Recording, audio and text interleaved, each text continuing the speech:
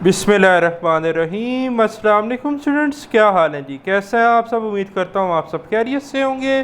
Students, मैं हूँ मोहम्मद इब्राहीम, आपके चैनल डायमेंशनल फ़िज़िक्स से। और प्यारे स्टूडेंट्स, आज हम डिस्कस करने वाले हैं क्लास 11 फ़िज़िक्स 2025 पैक्टा की जो आपकी न्यू बुक है जी, चैप्टर नंबर 3 बेटा हम डिस्कस कर रहे थे सर्कुलर एंड रोटेशनल मोशन। और आज का हमारा टॉपिक है कंस्ट्रक्टेड रिस्पांस क्वेश्चंस। बेटा आज हम CRQs जो हैं चैप्टर नंबर 3 के डिस्कस करेंगे, जिनमें फर्स्ट क्वेश्चन आपके सामने है 3.1। क्वेश्चन को स्टार्ट करने से पहले एक चीज़ अपने माइंड में नोट कर लें कि जो आपकी प्रीवियस बुक थे बेटा उनमें CRQs नहीं होते थे, इस दफ़ा इन्होंने CRQs भी ऐड किए हैं। तो आपके एग्ज़ाम जो है वो 70% एक्सरसाइज क्वेश्चन पे बेस करता है, जिनमें CRQs भी इंक्लूड होते हैं। तो ये आपके पेपर में क्वेश्चंस आने हैं लाजमी, और आपने इन्हें तवज्जो से सुनना है। बड़े ही सिंपल हैं, आसान हैं। सबसे पहला है जी आपके पास question 3.1। If angular velocity of different particles of a rigid body is constant, will the linear velocity of these particles also constant? कहता है कि अगर आपके पास बेटा एक रिजिड बॉडी है और उसमें डिफरेंट पार्टिकल्स या पॉइंट्स हैं, कहता है उनकी जो एंगुलर वेलोसिटी है वो सेम है, कांस्टेंट है। तो कहता है क्या उनकी लीनियर वेलोसिटीज भी सेम होगी, कांस्टेंट होगी? तो नहीं बेटा, आंसर में आप लिखेंगे no, the linear velocities of different particles will not be constant. ठीक है, जो आपके पास लीनियर वेलोसिटीज होगी डिफरेंट पार्टिकल्स और पॉइंट्स की, वो बेटा कांस्टेंट या सेम नहीं होगी, even if there angular velocity is the same. Omega same हो सकता है लेकिन वी सेम नहीं होगा उन पार्टिकल्स के लिए।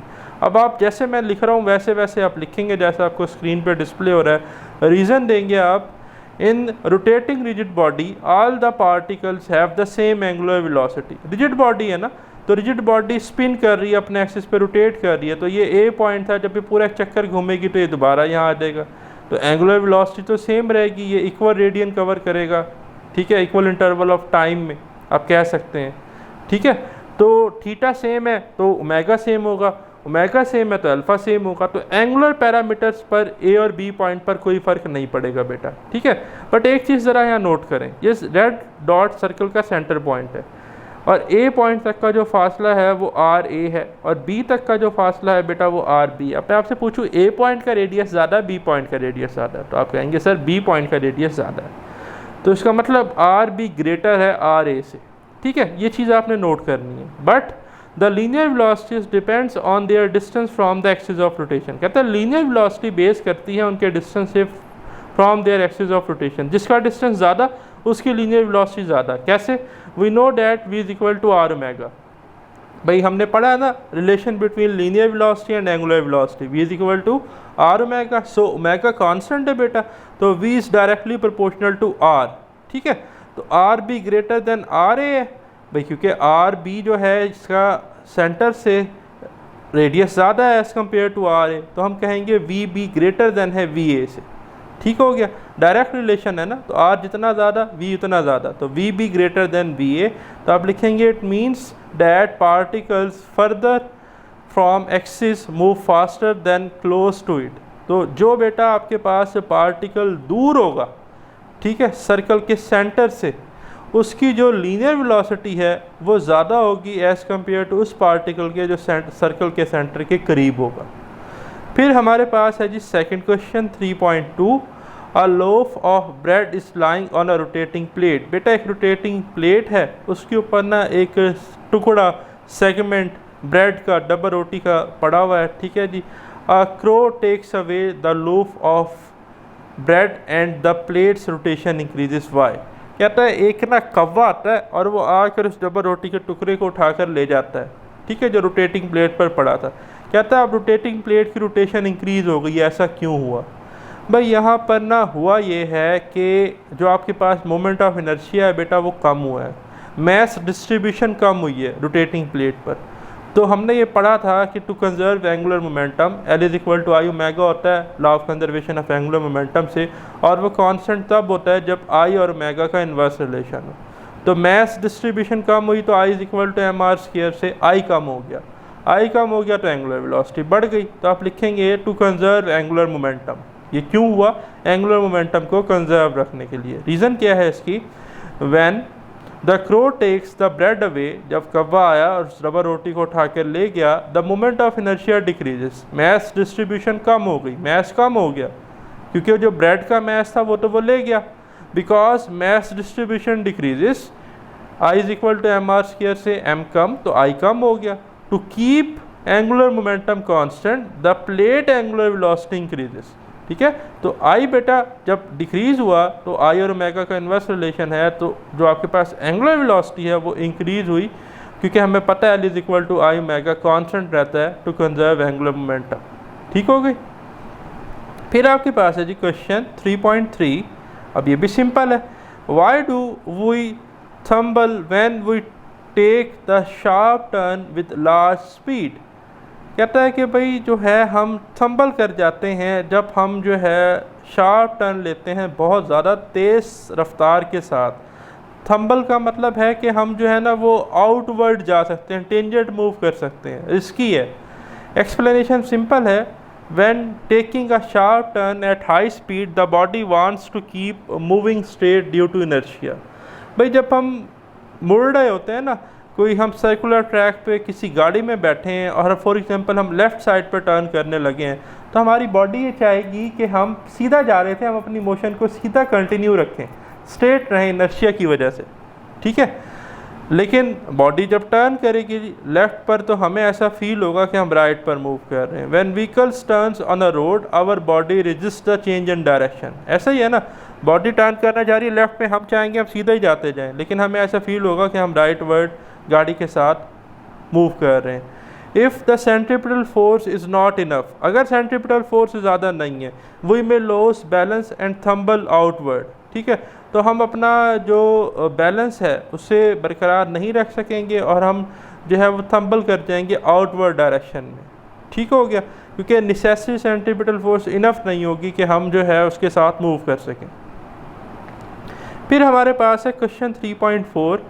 What will be the time period of simple pendulum in an artificial satellite. भाई पहली बात तो ये कि बेटा जो हमारे पास टाइम पीरियड होता है वो होता है, आपने मैट्रिक में भी पढ़ा, T is equal to 2π√L/g, ठीक है, सिंपल पेंडुलम के लिए। अब आर्टिफिशियल सैटेलाइट में तो हर ऑब्जेक्ट जो है वो वेटलेसनेस की कंडीशन में होता है, तो ग्रेविटी तो फील ही नहीं होती उसे, तो g 0 होगा।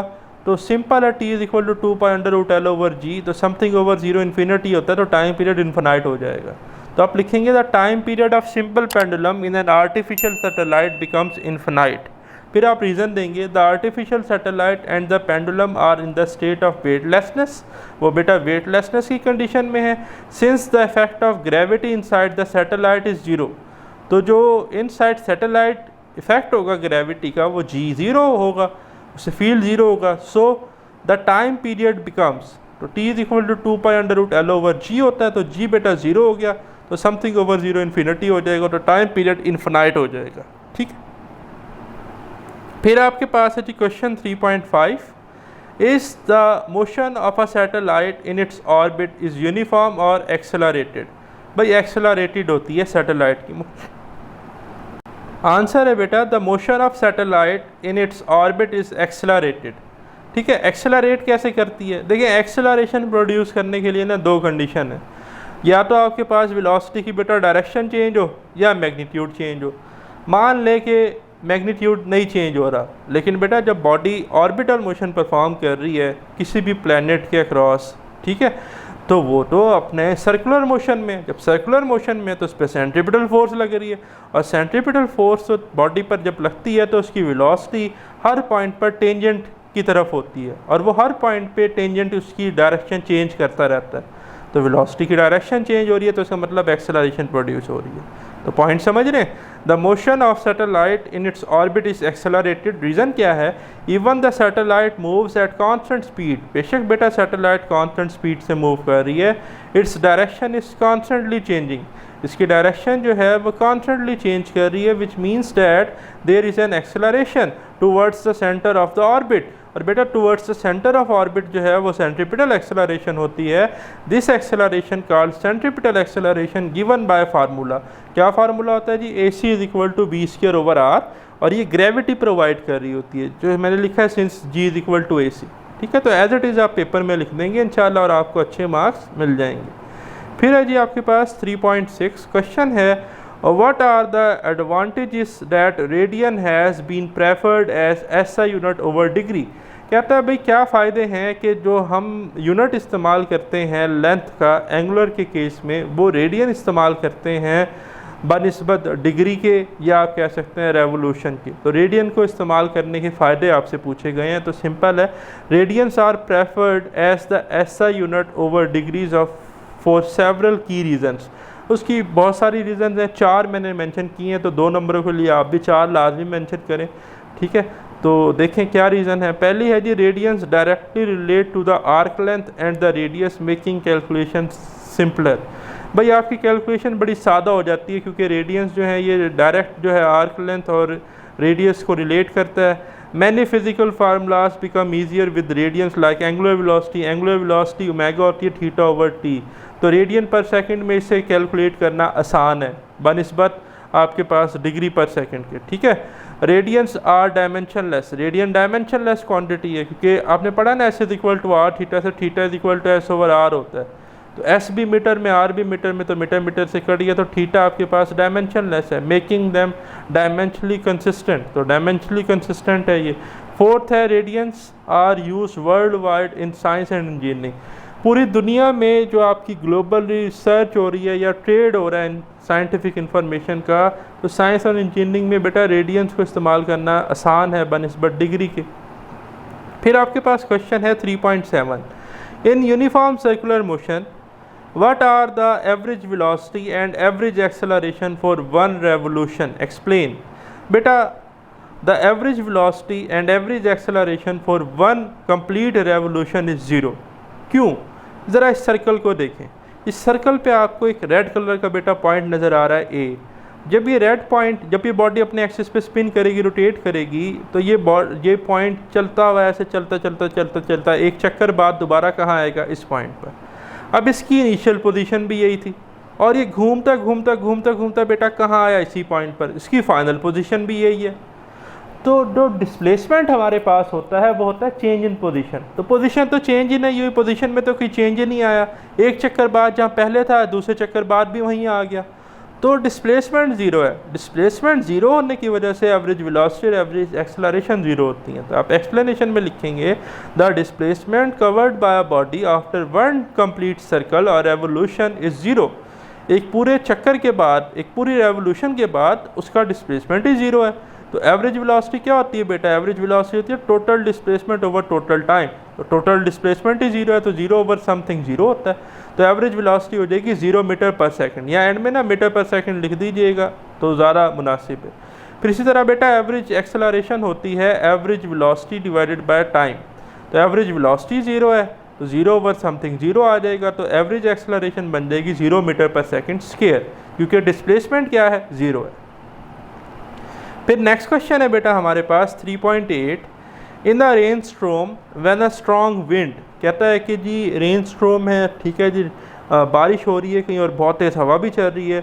What it determines the best position to hold an umbrella. तो कहता है जो आप अक्सर छतरी पकड़ते हैं हाथ में बारिश से बचने के लिए, तो कहता है कि बेस्ट पोजीशन क्या है उसको होल्ड करने की। तो आंसर देखें, in an rain storm when strong wind moment of inertia and torque determines the best position to hold an umbrella. कहता है कि जी जब कोई तूफ़ान आया हुआ बारिश का और हवा का, तो तब मोमेंट ऑफ इनर्शिया और जो टॉर्क है वो आपको बताएगा कि बेस्ट पोजीशन कौन सी है अम्ब्रेला को होल्ड करने की। तो एक्सप्लेनेशन में मैंने बड़ी डिटेल में बात एक्सप्लेन की है। Holding the umbrella from the lower and, कहता है कि अगर आप अम्ब्रेला को लोअर एंड से बेटा क्या करेंगे, पकड़ेंगे, increase the distance between the axis of rotation your hand and the umbrella centre. तो अम्ब्रेला सेंटर से आपके हाथ तक का जो फासला है वो ज़्यादा होगा। This result in a higher moment of inertia. Moment of inertia होता है I is equal to M R square. Radius बढ़ गया तो मोमेंट ऑफ इनर्शिया बढ़ गया, making it harder for the umbrella to rotate, क्योंकि जो आपके पास एंगुलर मोमेंटम है वो अपने अंदर आने वाली रजिस्ट को चेंज करता है। इसी तरह मोमेंट ऑफ इनर्शिया भी अपने चेंज को रजिस्ट करता है, ठीक है। तो मोमेंट ऑफ इनर्शिया ज़्यादा होगा, जैसे फ्लाई व्हील का मोमेंट ऑफ इनर्शिया ज़्यादा होता था तो उसको घुमाना भी मुश्किल होता था, उसको रोकना भी मुश्किल होता था। तो मोमेंट ऑफ इनर्शिया ज़्यादा होगा, तो जब उसके ऊपर विंड या कोई चीज़ टकराएगी तो छतरी जो है वो बड़ा कम चांस है कि रोटेट कर जाए। ठीक है, आगे है जी when the umbrella is held against the wind. ठीक है जी, जब आप अम्ब्रेला को हवा के मुखालिफ पकड़ना चाहते हैं, the wind applies less torque, तो उस केस में अगर उसका मोमेंट ऑफ इनर्शिया ज़्यादा होगा तो टॉर्क बेटा जो है वो हमारे पास क्या हो जाएगा, कम हो जाएगा, as it force is more evenly distributed.